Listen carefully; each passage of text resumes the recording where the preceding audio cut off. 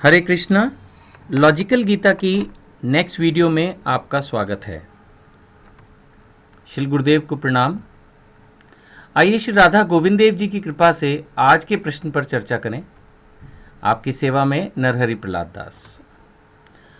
आज का हमारा प्रश्न है कि समुद्र हमें क्या सिखाता है। इतनी नदियां आकर उसमें गिरती हैं, फिर भी वो अपने आप को कंट्रोल में रखता है। आखिर हमें इससे क्या सीखने को मिलता है, इस बारे में हमें ज्ञान प्राप्त हो रहा है भगवत गीता दूसरा अध्याय 70वें श्लोक से। श्री भगवान कह रहे हैं, जो पुरुष समुद्र में निरंतर प्रवेश करने वाली नदियों के समान इच्छाओं के निरंतर प्रवाह से विचलित नहीं होता और जो सदैव स्थिर रहता है, वही शांति प्राप्त कर सकता है। वह नहीं जो ऐसी इच्छाओं को तुष्ट करने की चेष्टा करता है। तुष्ट मतलब सेटिस्फाई करने की कोशिश करता है, उसकी बात नहीं कर रही है। अब यहां पर भगवत गीता का दूसरा अध्याय 70वां श्लोक हमें यह बता रहा है। देखिए, यहां पर भगवान ने जो इच्छाओं का प्रवाह है उसको कंपेयर किया समुद्र में निरंतर प्रवेश करने वाली नदियों के समान। आप सब जानते हैं कि नदियों का पानी समुद्र में पहुंचता है। एक बात तो ये पक्की है कि ऐसा नहीं होता कि वो मंडे को पहुंचता है, संडे को पहुंचता है, मॉर्निंग में पहुंचता है, नून में, वो कॉन्टिन्यूसली आता है। तो भगवान ने भी ये बात हमको क्लियर कर दी। हमें पहले ही पता है वैसे कि हमारे मन में जो इच्छाएं हैं वो नदियों के समान है जो समुद्र में एंटर करती हैं, कॉन्टिन्यूस। भगवान कह रहे हैं निरंतर प्रवेश करने वाली नदियों के समान। तो जो इच्छाएं हैं उसको कंपेयर किया भगवान ने नदियों से जो समुद्र में एंटर करती हैं, कॉन्टिन्यूस, पूरा साल 24 घंटे 365 दिन। बट समुद्र विचलित नहीं होता। ऐसा नहीं है, खासकर बारिश के दिनों में, कि अगर ज़्यादा पानी आ गया तो समुद्र ने पूरा फ्लडिंग कर दी हो। ऐसा नहीं होता। कभी कभी रेयरली कहीं एक्सीडेंटल सिचुएशंस हुई हैं, सुनामी आए हैं, वो रेयरली। ऐसे तो कहीं भी धरती भी हिल जाती है, पहाड़ भी गिरने लगते हैं, नेचुरल कैलामिटीज़ होती हैं। अदरवाइज रूटीन में पूरी दुनिया में जितने भी ओशन हैं, जितने भी समुद्र हैं, वो अपनी सीमाओं पर रहते हैं, अपनी सीमा लांघते नहीं कभी। उनके अंदर कितना भी बवंडर हो, शांत दिखते हैं। समुद्र से हमें यह भी एक चीज़ सीखने को मिलती है कि हमारे अंदर कितना भी विचलन हो, अव्वल तो होना ही नहीं चाहिए, अगर हो तो भी हमें एटलीस्ट ऊपर से शांत रहना चाहिए। पब्लिक डीलिंग में हमें अपने अंदर की व्यथाओं को व्यक्त नहीं करना चाहिए।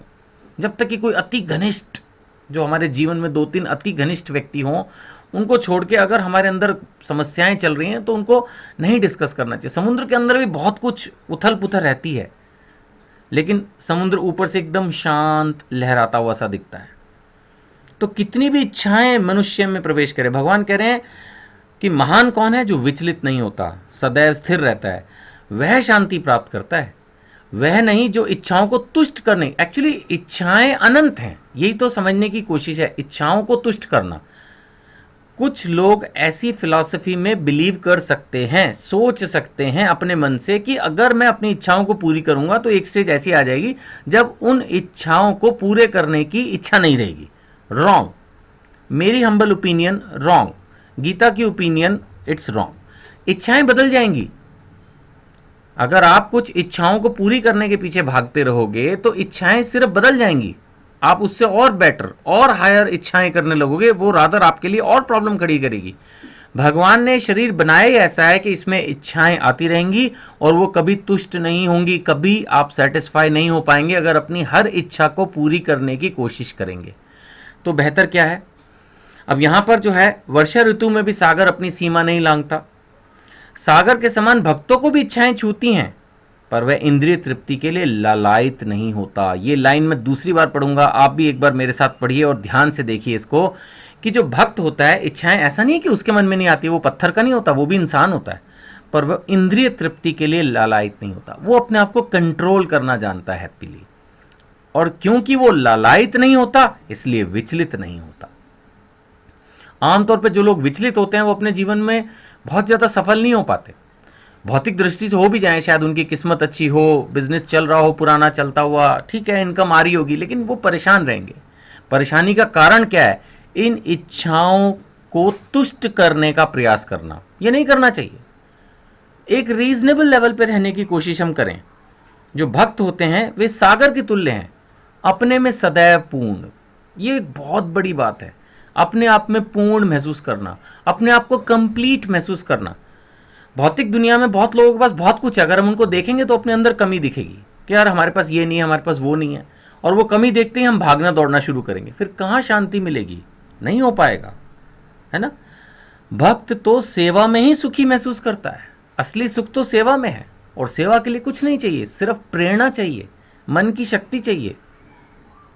तो भक्त तो सेवा में ही सुखी महसूस करता है, और सुखी व्यक्ति ही शांत रह सकता है। इसका मैंने दोनों सेंटेंस लिखे हैं, आप देखिए आपको कौन सा सूट करता है, कि सुखी व्यक्ति ही शांत रह सकता है और शांत व्यक्ति ही सुखी रह सकता है। दोनों इंटर रिलेटेड है एक्चुअली। तो आप सबसे यही मेरे सजेशन है, भगवत गीता को पढ़िए। बहुत अच्छे अच्छे श्लोक हैं भगवत गीता में, उनके अर्थ बहुत मीनिंगफुल हैं। अपने जीवन में इनको अपनाने का प्रयास कीजिए। हरे कृष्णा।